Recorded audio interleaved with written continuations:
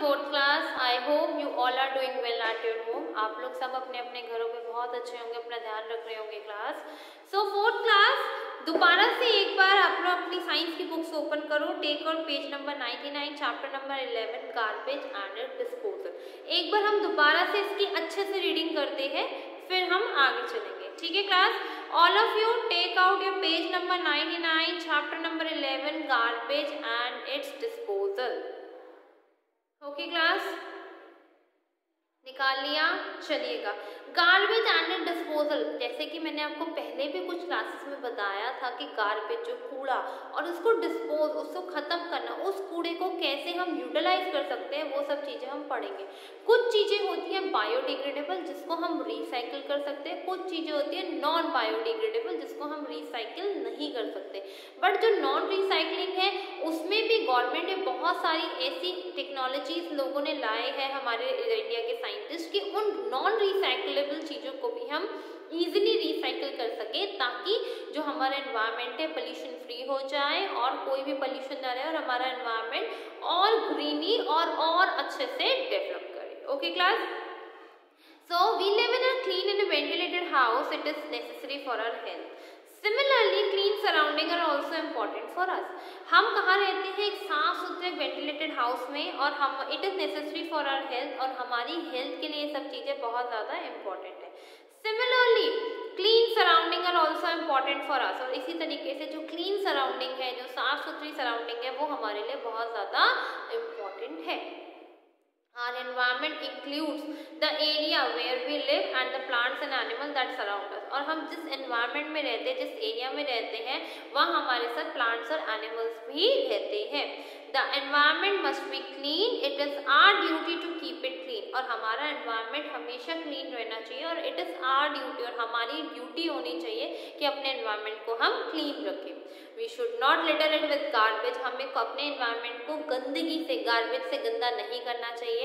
Sewage और other waste material और कोई भी गंद नहीं फेंकना चाहिए। We should follow the right way of disposing of the garbage, और हमें एक राइट वे हमें अपनाना चाहिए गार्बेज को फेंकने के लिए। So let us learn. आपके पास दो टाइप के वेस्ट होते हैं, बायोडिग्रेडेबल और नॉन बायोडिग्रेडेबल। बायोडिग्रेडेबल वो वेस्ट जो आपकी सॉइल के साथ मिक्स होकर मेन्योर बना दे, this is called a biodegradable waste. Non biodegradable वो होते हैं जो मतलब आपकी सॉइल के साथ मिक्स नहीं होते, which do not rot or mix with the soil are called non biodegradable, like plastic, metal, glass, ये सब आपके non biodegradable है। फिर डिस्पोजल किस हिसाब से होता है? डिस्पोजल ऑफ वेस्ट कैसे होता है?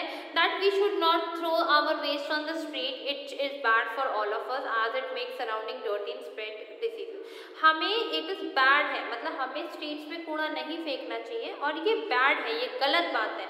As it make our surrounding dirty, इससे हमारा जो सराउंडिंग है, हमारे आसपास का जो एनवायरनमेंट है, गंदा होता है, और इससे हमारी क्या बढ़ती है? डिसीजेज बढ़ती है, बीमारियां बढ़ती है।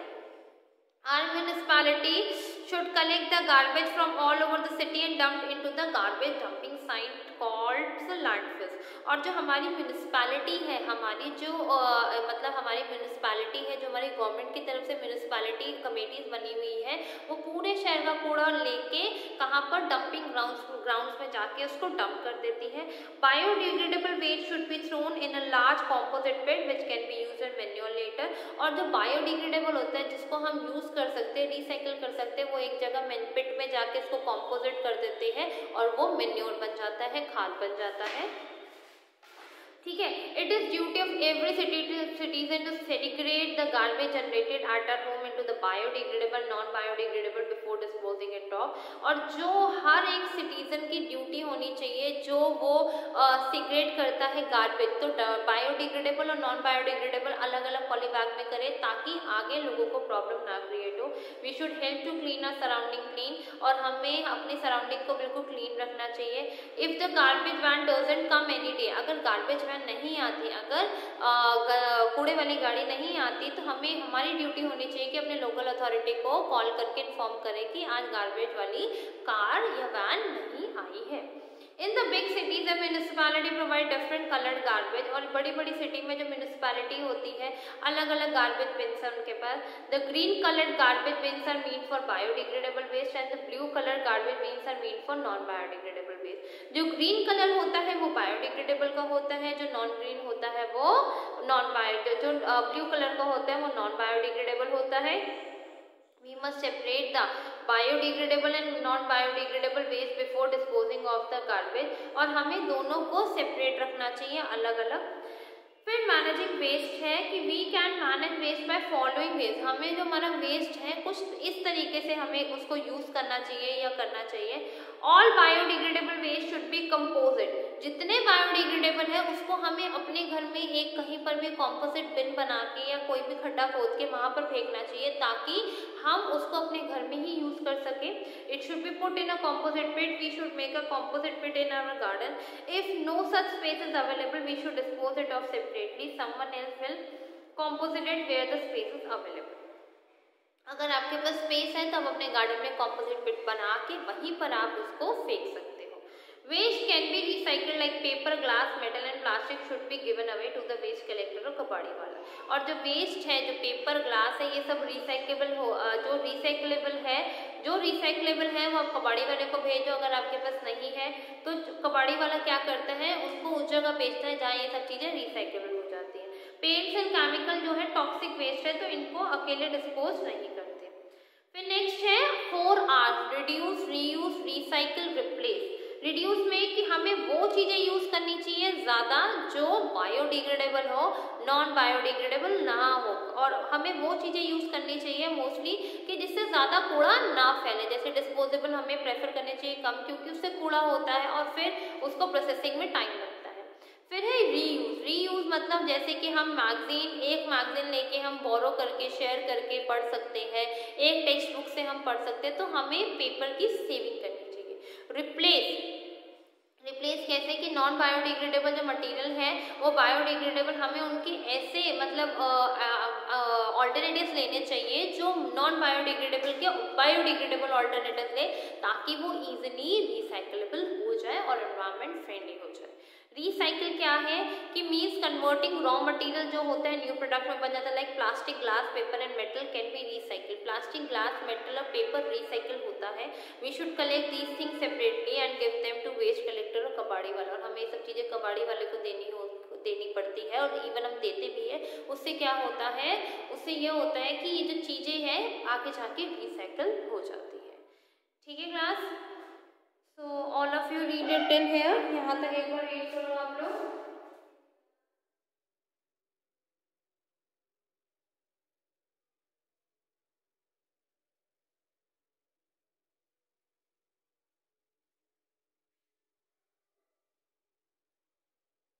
Read it till here class.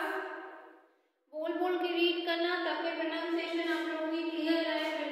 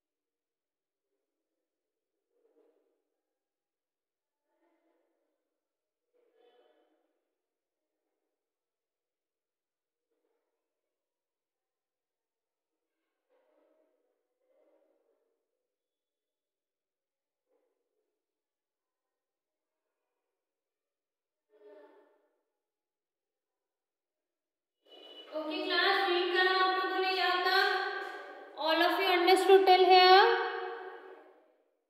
यहाँ तक अच्छे से रीड करो क्लास।